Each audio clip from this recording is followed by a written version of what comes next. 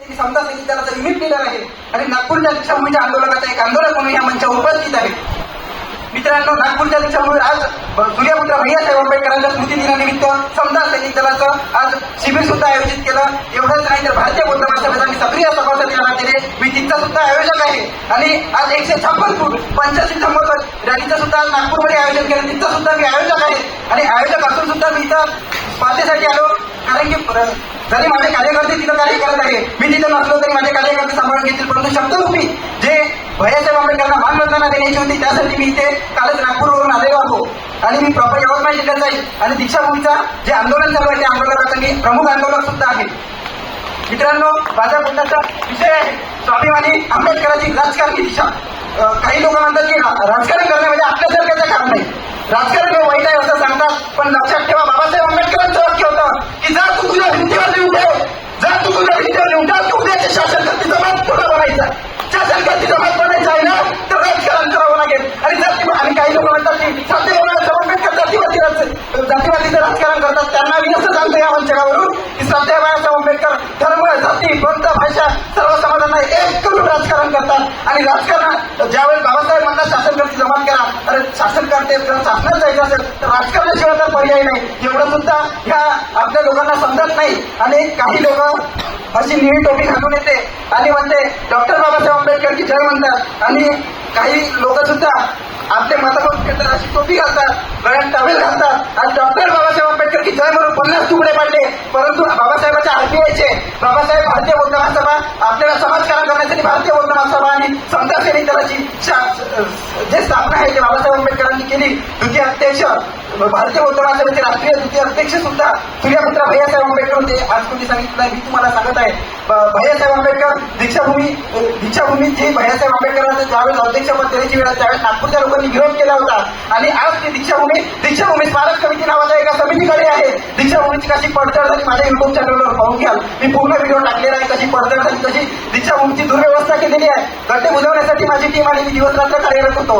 गड्डे जरी बुजले तरी प्रश्न मिटला नाही. दरवर्षी बीजेपीचे कार्यकर्ते येतात दीक्षाभूमीच्या मंचावर, यावर्षी मी आणि माझ्या टीम आणि भारतीय बौद्ध महासभेच्या संपूर्ण कार्यकर्त्यांनी मिळून एक निर्णय घेतलेला आहे की यावर्षी मंचकावर भीमराव यशवंतराव आंबेडकर साहेब येणार आहे. त्यांना कॉलवर माझं बोलणं झालेलं आहे आणि लेखी निवेदन येणाऱ्या 2 दिवसाला दीक्षाभूमीवरून देणार आहोत. आणि सध्या बाळासाहेब आंबेडकर म्हणून काही दीक्षाभूमीचे अध्यक्ष भिक्षू अनंत नागराजन सुरेश असंही म्हणतात की राजकारणी जर मला चालत नाही तर मी त्यांना सांगतो की भारतीय बौद्ध महासभेचे राष्ट्रीय सल्लागार म्हणून आम्ही प्रकाश आंबेडकर साहेबांना सुद्धा आमंत्रित करू, निमंत्रित करू आणि मानसन्मानाने जर उद्या कोणी जर आडवत जाईल, उद्या जर बीजेपीचा एक जरी जर दीक्षाभूमीवर आडवा जाईल, मध्ये ते कोणी जाईल वर्ध जाणार तर त्याला आडवा जाणार मी पहिला एकही सोडून देणार नाही. हा माझा या निर्णयावर मी तुम्हाला तुमच्या एवढ्या सर्वांच्या समक्ष विद्वानीमध्ये आणि ठोकरीच्या बोलत आहे. आणि राजकारण वाईट नाही, राजकारण चांगलं आहे, परंतु करणारे लोक योग्य पाहिजे.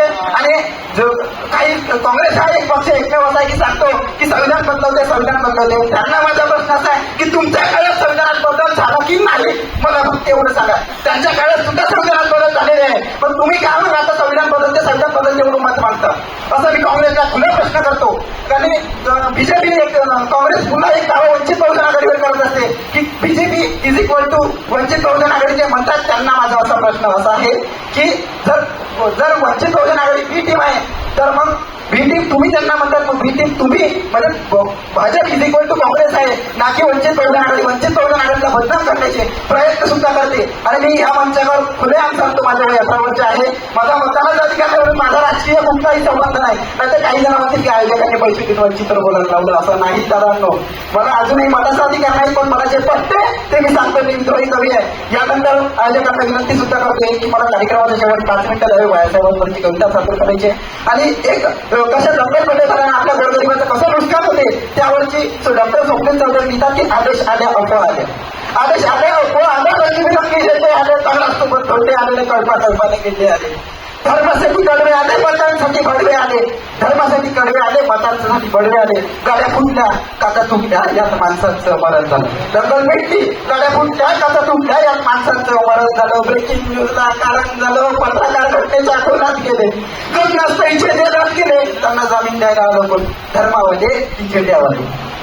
पोलीस नसते त्यावेळेस आले भाई बाप आणि भाऊ चल दादा आपण जंगल समजून घेऊ असं समजून घरचे येत असतात. पोलीस येत नसते. मग पोलीस त्यांना पोलीस स्टेशन दिलं. मग पोलीस स्टेशन गाड्या आल्या जंगल पेटवणारा भाड्या आल्या. कारण की आपल्याला राजकीय पक्ष भडकवण्याचे काम करतात, जाती लढवण्याचं काम करते मित्रांनो. मग पोलीस स्टेशनात गाड्या आल्या जंगल पेटवणारा भाड्या आला. त्यांची आपापसात मिटिंग झाली. आत्ता पोलीस सेटिंग झाली. आपापसात मिटिंग झाली. आत्ता पोलीस सेटिंग झाली. आपल्या पोलीस सेटिंग झाली. पेटवणाऱ्याची सुटली आपली भाकरी सावली पडते. अरे विचार करा की पेटवणाऱ्याची सुटली आपली हक्का राहून अडकली. हे सुद्धा आपल्या लोकांना समजत नाही. आणि त्यांच्यासाठी अरे कधी कधी कधी सांगा सुधारणार आमची लोकं. कधी आमच्या घरावरती आमच्या लोकं थोडा तरी उमजून घ्या, महापुरुष समजून घ्या. थोडा तरी उमजून घ्या, महापुरुष समजून घ्या. खोटं नाटक सांगून तर किडे तुम्हाला पेटवतो. खोटं नाटक सांगून तो किडे तुम्हाला पेटवतो. एक दोन मोठे जमिनीमध्ये पाठवतो. एक दोन मोठे जमिनीमध्ये पाठवतात. शिवराय भीमराय छाटणी करतात. तुमच्या मेंदूची वाटणी करतात. तुमच्या मेंदूची वाटणी करतात. शिवराय भीमराय छाटणी करतात. शिवराय आपले भीमराय आपले. आपण सारे भाऊ भाऊ. आपण सारे भाऊ भाऊ. चल भारतीय नागरिक होऊ. संविधानाच्या कथा गाऊ. असं सूत्र त्याचं समजून घेऊन चला आता धरतीला पुस्तकामध्ये या पद्धतीने आपण वाचलं पाहिजे. आणि जाता जाता दोन मुली सांगतो आणि सांगतो की तू हिंदू बनेगा ना मुसलमान बनेगा. तू हिंदू बनेगा ना मुसलमान बनेगा. इंसान की औलाद है इंसान बनेगा. इंसान की औलाद है इंसान बनेगा. आपण माणसाच्या माणसाची औलाद बना. जाती असेल जाती हा फक्त मला वाटते प्राण्यात राहते, माणसात राहत नाही. जाती हा माणसात नाही राहत, प्राण्यात राहते. माणसात फक्त दुरासाठी पाहिजे आणि माणूस तिसरी जात नाही. जो जातीपातीवर बोलत असेल त्यांना विनंती आहे की जातीपातीचे राजकारण करू नये, भांडण करू नये. आणि धन्यवाद.